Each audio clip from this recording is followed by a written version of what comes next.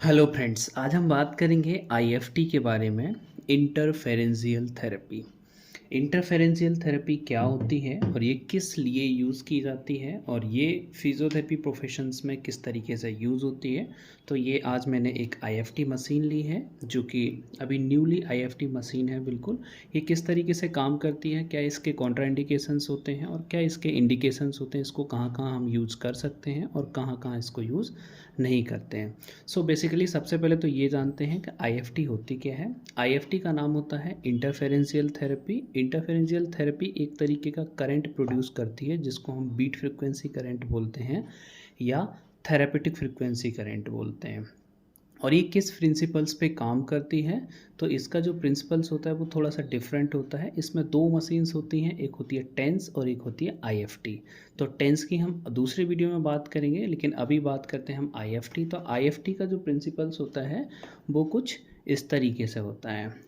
IFT का principles होता है, इसमें दो मीडियम फ्रिक्वेंसीज़ के करंट लेते हैं। सपोज करिए एक हमने 400 हार्ट्स का करंट लिया, दूसरा हमने 4100 हार्ट्स का करंट लिया। मीडियम फ्रिक्वेंसी है दोनों करंट्स का, और दोनों करंट्स को हमने आपस में मिला दिया। तो ये भी आपस में मिलेगा तो फिर ये लो फ्रिक्वेंसी करंट प्रोड्यूस होगा। और लो फ्रिक्वेंसी करंट प्रोड्यूस जो होता है उसकी जो फ्रिक्वेंसी होती है उसको बोलते हैं हम बीट फ्रिक्वेंसी या एम्प्लीफिकेशन मॉडिफाई फ्रिक्वेंसी। ये जो फ्रिक्वेंसी प्रोड्यूस होती है ये फ्रिक्वेंसी हमारे स्किन को डीपली पेनिट्रेट करती है और डीपली पेनिट्रेशन में हेल्प करती है। तो ये जो आईएफटी का जो करंट्स होता है वो लो फ्रिक्वेंसी करंट हम बॉडी में सुपर इम्पोस्ट करते हैं जिससे हम डीपली मसल को पेनिट्रेट कर सकें। तो इस तरीके से ये इस प्रिंसिपल्स पे काम करती है। अब बात करते हैं हम कि आईएफटी का जो मेन काम है, आईएफटी हम कहाँ कहाँ दे सकते हैं, किन किन बीमारियों के लिए इसका यूज़ किया जाता है।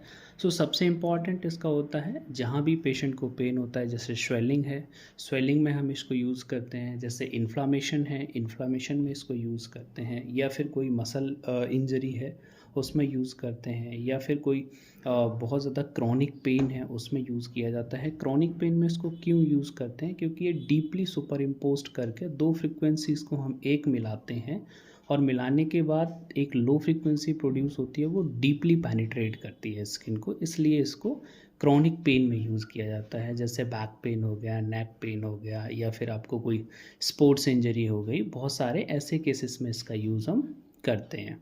सो ये तो रहा इसका इंडिकेशंस के कहाँ कहाँ इसको यूज़ किया जाता है। और अब बात करते हैं इसको किस तरीके से यूज़ करते हैं। कि इस तरीके की अगर हम बात करें तो इसके ये 4 इलेक्ट्रोड होते हैं इस तरीके से, 2 ब्लू कलर के होते हैं और 2 रेड कलर के इलेक्ट्रोड होते हैं। तो इसके जो इलेक्ट्रोड्स, इसमें दो मेथड से यूज़ करते हैं, एक बाईपोलर होता है और एक मोनोपोलर होता है। तो जो 4 इलेक्ट्रोड्स जब यूज़ करते हैं तब अलग तरीके से करते हैं, और 2 इलेक्ट्रोड्स जब यूज़ करते हैं तब हम दूसरे तरीके से करते हैं। नाउ अज्यूम करिए हमें किसी कमर के दर्द वाले मरीज़ को ये चारों इलेक्ट्रोड लगाने हैं, तो हम इसकी क्रॉस वाइज डायगोनल फ्रिक्वेंसीज़ को लगाते हैं। रेड प्लस रेड ऐसे क्रॉस आएगा, ब्लू प्लस ब्लू इस तरीके से क्रॉस जाएगा।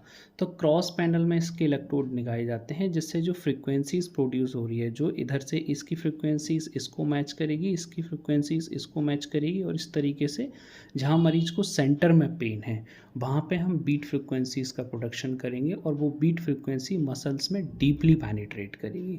तो इसके इलेक्ट्रोड ऐसे नहीं लगाए जाते हैं कि आपने ब्लू है तो ब्लू इस तरीके से डाल दिया या रेड है तो रेड इस तरीके से। इसके जो इलेक्ट्रोड्स प्लेसमेंट किया जाता है बॉडी पे, वो हमेशा क्रॉस वाइज पैनल में प्लेसमेंट किया जाता है। कभी भी उसका इलेक्ट्रोड्स जो है क्वाड्रीपोलर्स में सेम प्लेसमेंट नहीं किया जाता, रेड कलर रेड नहीं किया जाता, या ब्लू ब्लू ब्लू के साथ नहीं करते हैं, हमेशा क्रॉस वाइज पैनल में करते हैं। तो इस तरीके से इसका प्लेसमेंट होता है। एंड अब बात करते हैं कि इसका जो कॉन्ट्राइंडिकेशंस होता है, इस मशीन्स को हम कहाँ यूज़ नहीं करते हैं। तो कोई भी इलेक्ट्रिकल फ्रिक्वेंसीज़ में बहुत सारे इंडिकेशंस होते हैं, तो बहुत सारे कॉन्ट्राइंडिकेशंस होते हैं। तो कॉन्ट्राइंडिकेशंस की अगर हम बात करें तो कोई भी इलेक्ट्रिकल या थेरेप्यूटिक करंट्स हम पेस मेकर, जैसे किसी मरीज़ को कार्डियक प्रॉब्लम थी, उसको पेस मेकर्स पड़ा हुआ है हार्ट में, तो वहाँ पे इस तरीके की कोई भी इलेक्ट्रिकल फ्रिक्वेंसीज पेशेंट को नहीं देते हैं।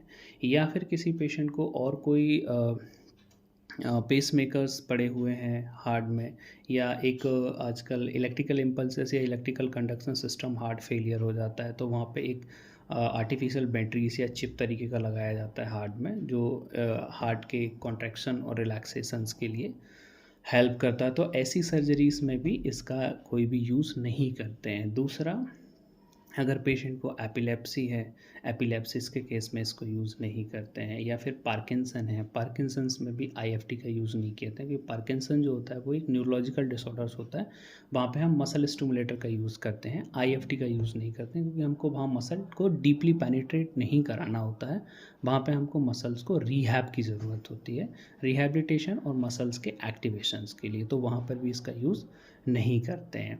तो ये एक छोटी सी वीडियो हमने बनाई है आईएफटी के लिए। अगर आप इसको और मोर डिटेल्स में चाहते हैं तो हमें कमेंट करके बताइएगा, या आप व्हाट्सअप मेरे कमेंट्स बॉक्स में जाएंगे, वहाँ पे आपको पिन मिलेगा, वहाँ पे आप जाके क्लिक करके कुछ और जानना चाहते हैं इसके बारे में तो आप मुझे मैसेज कर सकते हैं, मुझे डीएम कर सकते हैं।